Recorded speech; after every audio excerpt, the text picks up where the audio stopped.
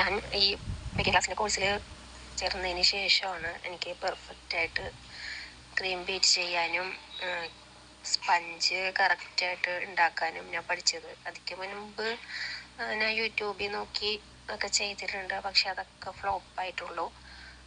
പക്ഷേ ഈ ബേക്കിംഗ് ക്ലാസ്സിൽ ഒരു മാസത്തെ കോഴ്സിന് കയറി നല്ല ക്ലാസ്സായിരുന്നു. എന്ത് ഡൗട്ട് ഉണ്ടെങ്കിലും മിസ് പറഞ്ഞു തരും. ഇപ്പം നന്നായിട്ട് പിന്നെ കേക്കൊക്കെ ഞാൻ ഉണ്ടാക്കി സെയിൽ ചെയ്യുന്നുണ്ട്. മിസ്സിന് ഞാൻ നന്ദി അറിയിക്കുന്നു.